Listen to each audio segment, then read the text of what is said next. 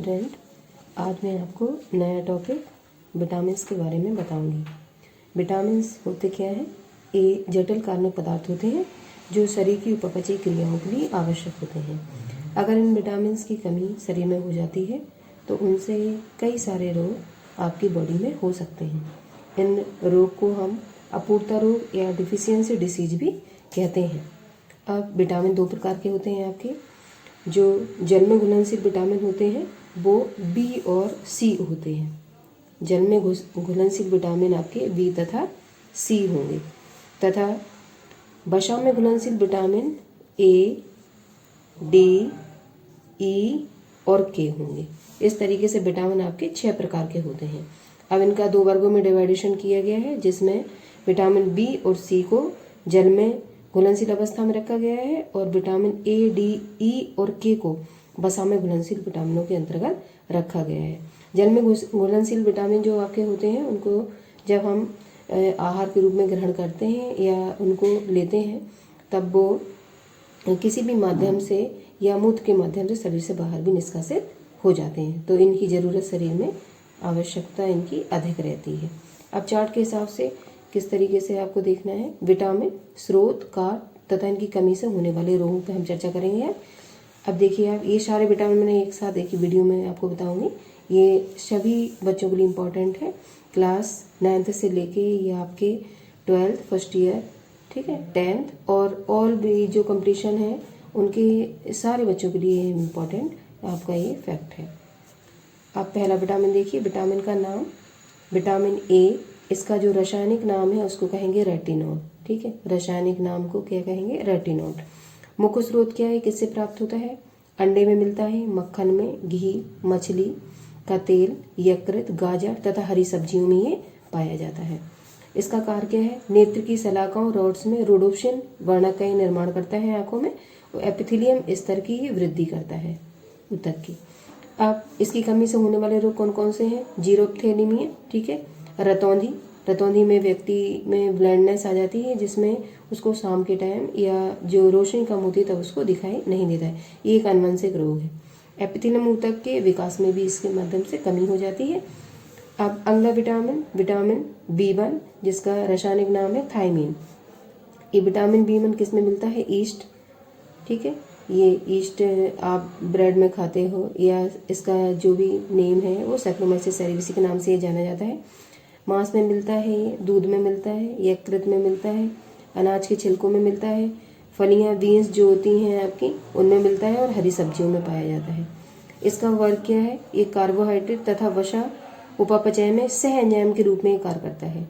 जब कार्बोहाइड्रेट और वसा का उपापचय होगा तो ये सह एंजाइम मतलब सहायता करने वाले एंजाइम के रूप में वर्क करेगा। होने वाला रोग कौन सा है? बेरी रोग इससे हो जाता है। बी से आप B1, B2 कई सारे प्रकार के होते हैं।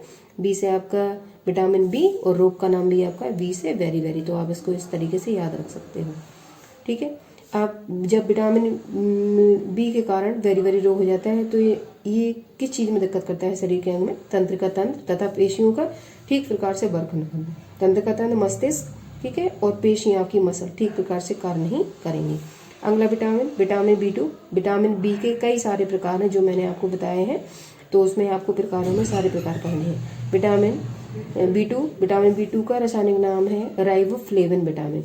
अब ये किस में पाया जाता है? स्रोत क्या है इसके? हरी पत्तियोंदार सब्जियां हैं, ईस्ट है, पनीर में पाया जाता है, गेहूं में पाया जाता है, यकृत में, और ये मांस में पाया जाता है।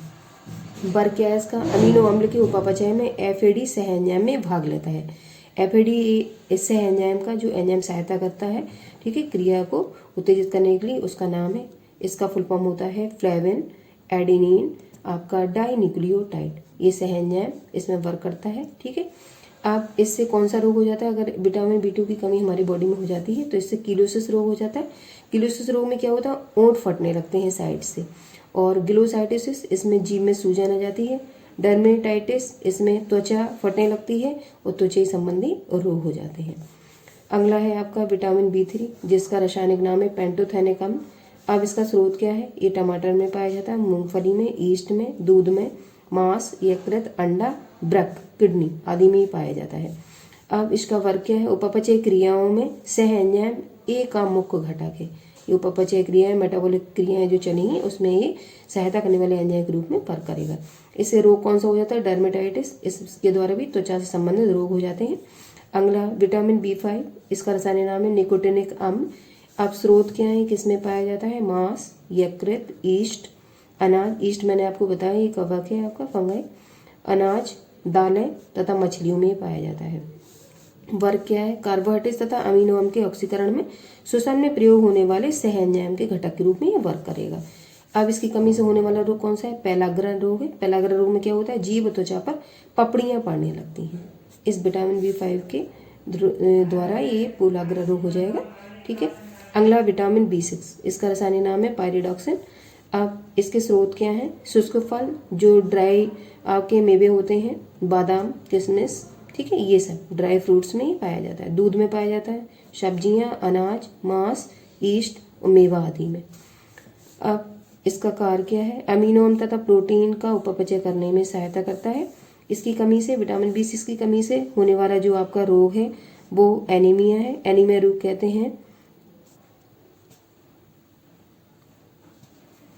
रुधिर की कमी, डर्मेटाइटिस जिसको हम कहेंगे चर्म रोग और शरीर का वजन कम हो जाएगा आपका।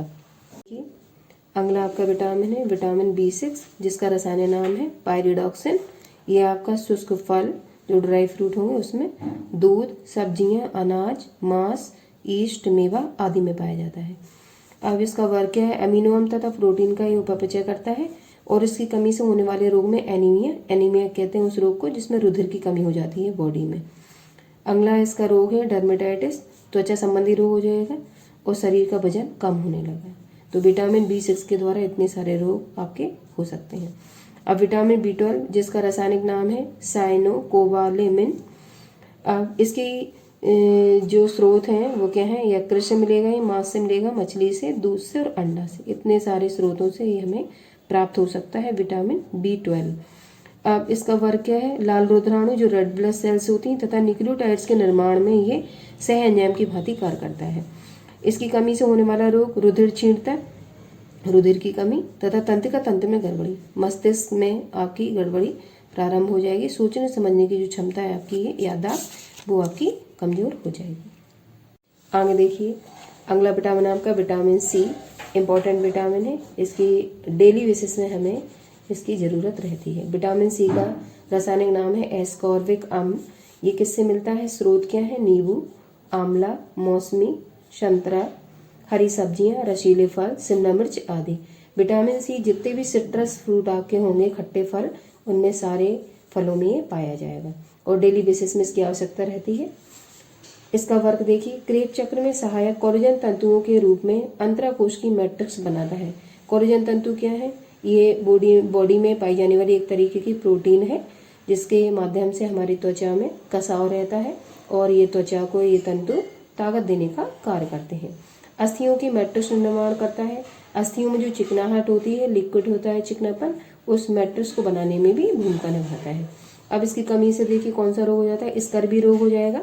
स्कर्वी रोग में मसूड़ों से रुधिर स्त्राव होने लगता है। आपने पायरिया रोग सुना होगा, ठीक है। तो इसकी कमी से जब इस विटामिन C की कमी हो जाएगी तो मसूड़ों से रुधिर आने लगता है। इसी रोग को हम पायरिया रोग के नाम से जानते हैं। और शरीर के भार में कमी होने लगी, वजन भी आपका घटने लगेगा। अगला इम्पॉर्टेंट विटामिन है विटामिन D, जिसका रासायनिक नाम है कैल्सीफेरॉल। ये किससे मिलता है? सूर्य का प्रकाश, मक्खन, दूध, मांस, मछली का तेल और वृक्क, किडनी, किसी भी जानवर का, जैसे कि मछली है उसका। अब ये डायरेक्ट अगर इसको एब्जॉर्ब करना है तो सुबह की जो धूप होती है विटामिन D, तो ये प्रकाश से डायरेक्ट हमारी बॉडी में ये बनने लगता है विटामिन D। अब इसका कार्य क्या है? ये हड्डियों तथा दांतों की वृद्धि तथा कैल्शियम और फास्फोरस के छोटी आंत में अवशोषण में सहायक होता है।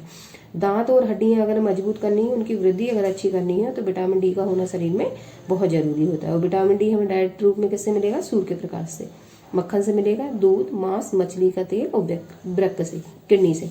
अब अगर विटामिन D की कमी बॉडी में हो जाए तो कौन सा रोग हो सकता है?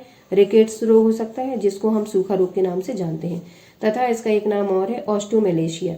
हड्डियों में जो कमजोरी होती है, हड्डियां टेढ़ी मेढ़ी शिथिल होती हैं, उस रोग को हम ऑस्टियोमैलेशिया के नाम से जानते हैं। अगला विटामिन है विटामिन ई जिसका रासायनिक नाम है टेकोफोरॉल, ये इसके स्रोत क्या है, कहाँ से मिलता है, अंडे से, गेहूँ, हरी पत्तियाँ, मांस, सोयाबीन, अंकुरित अनाज, ठीक है, जो स्प्राउट होते हैं उनसे इसको गेन किया जा सकता है।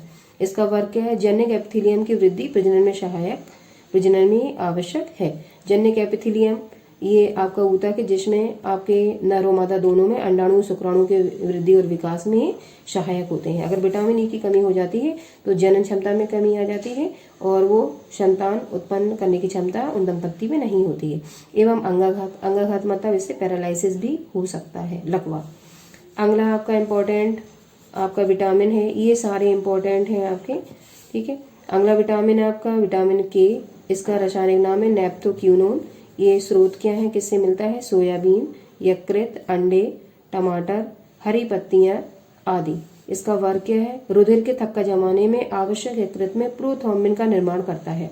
रुधिर में जो थक्का जमता है, जैसे किसी वक्त आपको चोट लग जाती है और खून निकलने के तुरंत बाद 1-2 मिनट बाद देखते हो कि वहाँ पे ब्लड क्लॉटिंग हो जाती है और रक्त स्राव रुक जाता है, तो वो किसके कारण हो जाता है, ये प्रोथ्रोम्बिन आपका ये है, ये जब बन जाता है तो आपका रक्त का थक्का जम जाता है। तो इसको बनाने में कौन सा विटामिन सहायक है, विटामिन के। अब देखिए होने वाला रोग कौन सा है, होमोरेज। होमोरेज मतलब चोट लगने पर रुधिर का थक्का न जमने से अधिक रक्तस्राव। इसी से रिलेटेड आपको एक रोग याद होगा, इसको हम कहते हैं हीमोफीलिया रोग। हीमोफीलिया रोग एक अनुवंशिक रोग है, ठीक है। इस अनुवंशिक रोग में व्यक्ति में जब चोट लग जाती है तो रक्तस्राव उनका लगातार होता रहता है और ये इसमें रुधिर का थक्का जमने की जो क्षमता होती है वो नहीं होती और ऐसे व्यक्तियों में विटामिन के की कमी होती है।